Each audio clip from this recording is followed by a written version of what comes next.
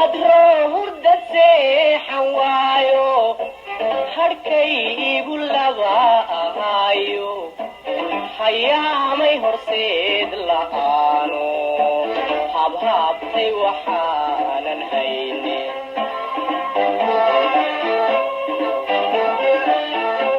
hadro hurda seexan waayo harkaygu laba ahaayo hayaamay horseed la'aano habhaabtay waxaanan hayne. السلام عليكم ورحمة الله وبركاته. ومنى محمد عبدي وكسعتها أبشر حسن فاونديشن أما أبشر حسن اشتفتم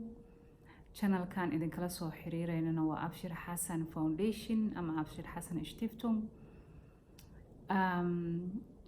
dhowr jeer ayaan maxaa la yiraahdaa channelkan ka sheegay organization kan iyo waxa uu aasasan yahay iyo waxa hadafkiisu yahay. waxaan leenahay home page, waxaan leenahay Facebook page laftirkiisa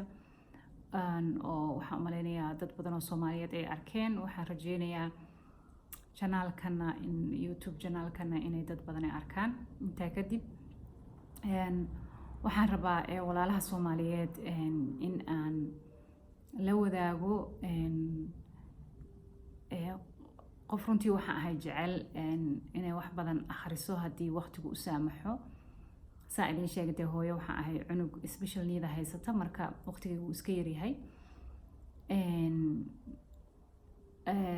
saa darteedna waxaan jeclahay xataa inaan wax qoro, wax badan qoro, laakiin sidoo kale waqtiga baan ii saamixin. laakiin waxaa jirta qiso maaragtay aan hadda qoray oo aan rabo inaan maxaa la yiraahdaa bulshooyinka Soomaaliyeed la wadaago. maadaama aynaan ahayn dad jecel inay wax badan akhriyaan laakiin afka wax isugu gudbiya, baan waxaan jeclaaday inaan channelkan idinkaga soo tabiyo maxaa la dhahaa qisadaas. sidaan la wada socono qof walbaahi markuu uu damco inuu buug soo gato oo uu tago maxaa la yiraahdaa dukaamada lagu gado buugaagta, buugga marka ugu horeysa waxaad fiirinaysaa dabcan ciwaankiisa, kadibna maxaa la yiraahdaa qolofka dhinacna horena waxaa uga qoran ciwaankii, dhinaca iyo qofkii qoray iyo waxyaalo saasa,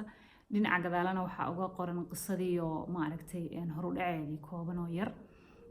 marka qisadan waxay ku socoto horudhacaasaan rabaa inaan maanta idinla wadaago oon soo koobo. qisada horudhaceeda waxa weeyaan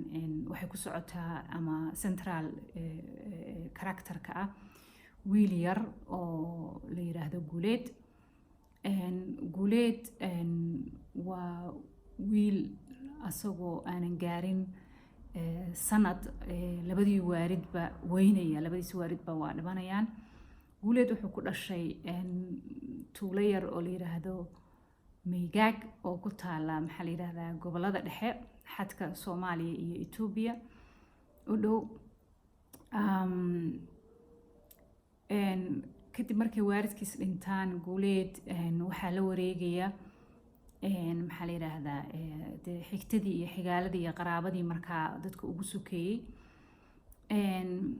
Guuleed wuxuu noqonayaa ilmo ma aragtay aan cid walba dulsaar ku ah oo maxaa la yiraahdaa ay dantu kalifayso marba meel inuu ku noolaado oo aysan dadkii yacni qof intuu gacanta ku qabtay xanaanadii iyo uu u baahnaa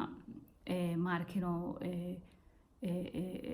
inuu qayb ka noqdo maxaa la dhahaa familkaas ama uu ku yeesho position ama boss ku yeesho. waayo qofku markuu uu guri dhisan ama dad wada nool uu yimaado dulsaar buu ku noqonayaa. marka waxaa dhacaysa marka inuu yacni gacmo badan isu dhiibaan oo hadba meel la geeyo. adigu waxaa dhacaysa marka dambe in Muqdisho la keeno ama Xamar asagoo aad u yar oo jiran. halkaa famil kale marka hore baadiye iyo maaragtay goboladii dhexe iyo waxyaalo saas soo joogay, kadibna Xamar baa la keenay. Xamar famil baa gacanta ku qabanaya sidoo kale. familkii Guuleed ilaa iyo dagaaladii maxaa la yiraahdaa qabaliga ahaa ama maxaa la dhahaa sokeeye wadanka ka dhacay baa ku qabsanaya xamar kadib waa kasoo qaxayaan asagu familkiibuu la soo qaxayaa dabcan waxay imaanayaan wadankan Netherland ama Holland la yiraahdo guuleed markaa da'diisu waxay u dhaxaysaa 8 ilaa 10 sano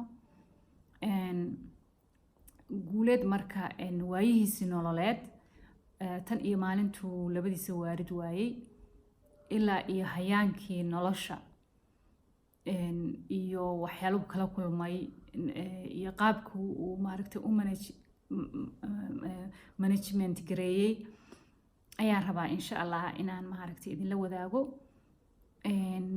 buugga magaciisa waxaa la dhahaa hatro hurdo seexan waayo harkay ugu laba ahaayo hayaamay horseed la'aano haabtay wax aanan haynin dabcan waxaa soo gelaya heeso badan heestaas waxaa laga yaabaa dad badan inaysan aqoonin waa hees qaraami ah miraheeduna runtii miro aad maaragtay qadiim u yihiin ereyada qaarkood xataa aanan fahmayn laakiin senteniskaas ay ku dhex jiraan oo aan ka cabira ma ahana sida hadda hatro oo kale hatro hurdo seexan waayo dabcan walwal unbay ka mid tahay yani waxa hurdo kuu diiday iyo wax saasa waayo Soomaaliga saana looma soo barin runtii ereyada inaan u fahano kulleyba anu kuma soo qaadan iskuul inkastoo xamar ku soo koray maxaa la yiraahdaa marka على كل حال وحويان مهمته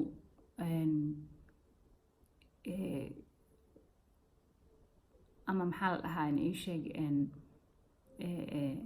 heesaha Soomaaliga ama murtida Soomaaliga heesaha kaliya ma aha heesaha qaraamiga murti badan baa ku jirta oo aan ka turjumayn dadku qofba siduu rabo u turjuntaa maadaama afku iska yahay sida xataa hees ay ku jirto kale maxaa la dhahaa in ii sheeg hadal waa margiyo kale hadalku iska margiyo qofba siduu rabo maxaa la dhahaa u isticmaali karaa oo يعني سيدا أسيق feeling كيسا سيدا أسيق درين كيسا وترجمة كرا مركا هي سببنا واحد جرى دتك أو قاطان إنه يهين جعيل لكن كترجمة ينولش حقيقة جرتا يدرين قفك أو قفكو أو جعيل كأنه هل إن عكلين كنا قانا لكن الدون كلهم بجعيل إسقى إنسان نولش كلهم بجعيل كل إنسان جعيل كاس بوك هاد ليا معها يعني جعيل لديك يلب أودحية كلية إن لقى هاد ليو لكن أنا وإنت عقلية إنه هيسها كسلينا لكن هيسوي كمرتديرين على كل حال هيسا بدن بسوق للدونة إيه مرتدو ذا أو كترجميسا وياها قوليد إن شاء الله وحرجيني إن ضد بدن أي قصة قوليد